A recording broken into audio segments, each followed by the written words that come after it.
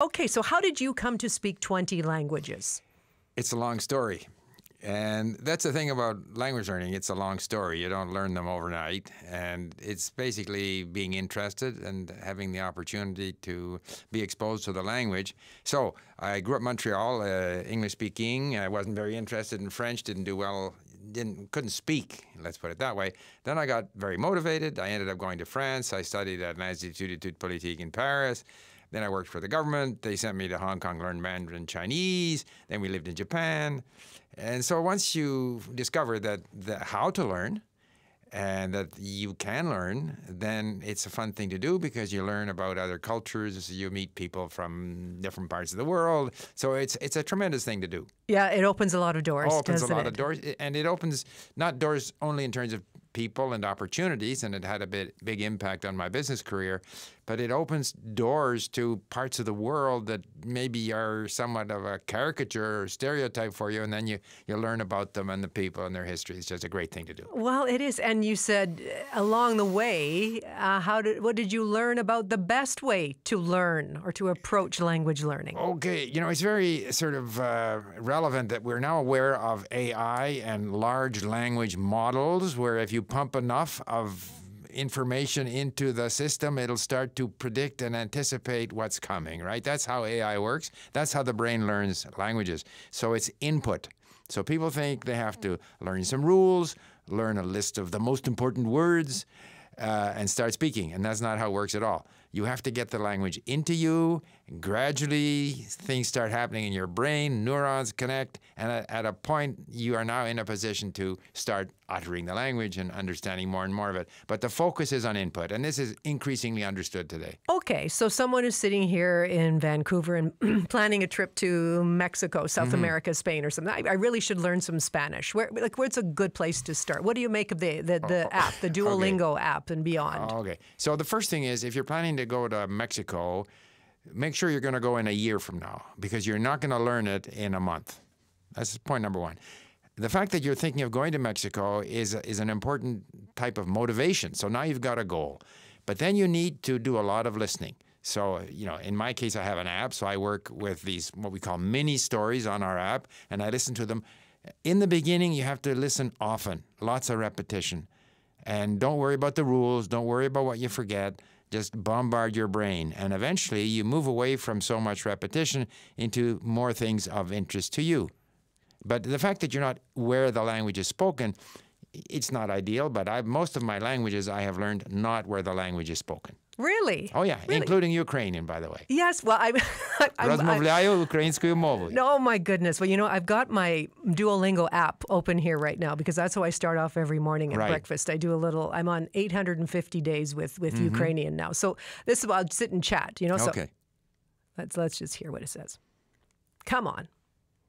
Oh, I didn't have the volume up. I thought I had it all ready for you and everything. Nope, it's not working. What do you mean? Today says I didn't get it right. Duolingo is great to the extent that it's easy. Yeah, okay, let's try this. It's fun. Вони не люблять кашу з м'ясом. They don't like porridge for breakfast or something. Okay.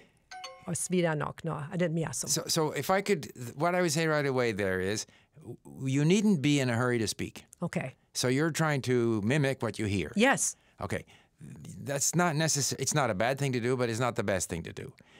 What's better is if you are listening to a lot of things that are meaningful to you, and that it's like 3 minutes, 5 minutes. It's not like little phrases that they throw at you on Duolingo. You'll never get. I don't want to discourage you, but it's a good place to get started. But now I know how to say they don't have porridge for breakfast. That's extremely important.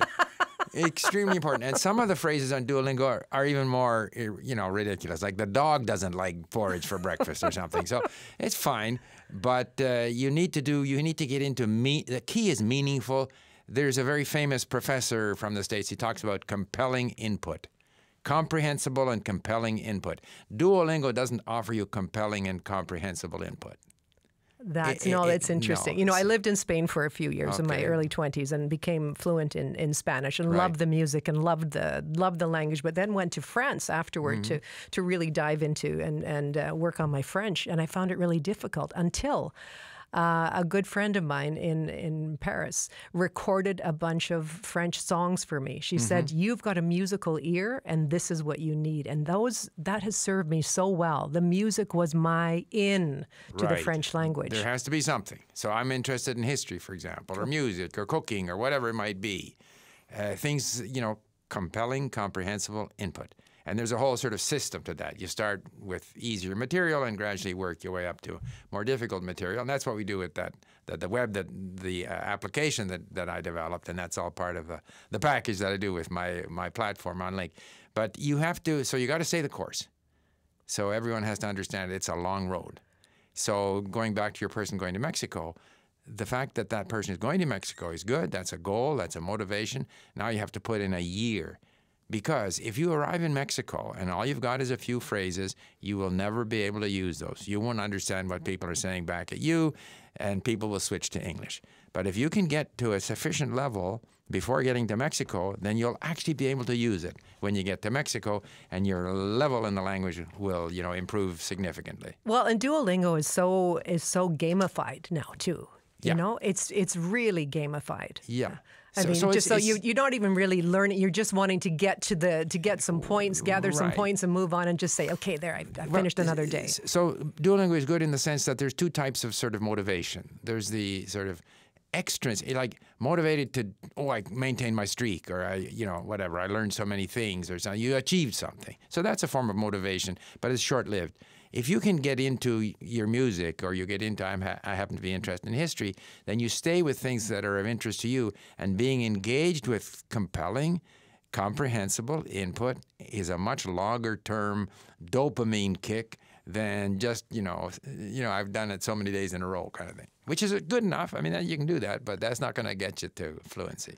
Okay, you're 20 languages in. Are there any others that you'd like to still take on? Well, right now I'm in my Middle Eastern phase, so I'm doing Persian, Arabic, and Turkish. Are they all very similar? I mean, can you... They're not similar. They're three different language families. However, and Farsi Persian is the easiest because it's an Indo-European language. You may know this, Persian and Arabic use the same writing system, essentially. Turkish uses the Latin alphabet, so to that extent it's easier, but it has other things that make it difficult. The interesting thing about those three languages is they've had a long history together. They've had a major influence on that part of the world, on other places in that part of the world, so for me it's just fun. So beyond that, like we added Urdu to Link, I'm just, at this point I'm intimidated by all the different, Indian writing systems. I might go on to Urdu. Or Punjabi, which is very similar, I love the way your mind works, Steve. Really a pleasure to meet you. Thank you very much. Okay, thank you. Hey. Yeah. You can say it in any language you like. Yeah. Steve Kaufman, or Lingo Steve. He's a YouTuber who talks about language learning. You can find him on YouTube. He's the co-founder of a language learning app called Link, L-I-N-G-Q. Yes? Please add. Because of the events, because of the events in Ukraine, Ukrainian is free at Link, and any Ukrainian can study any language free at Link. Okay. So there's a little bit of support. A little extra. Yeah. Thank you very much for that. Do you have language as a New Year's resolution? Let us know about that. How's it been for you on the coast at cbc.ca?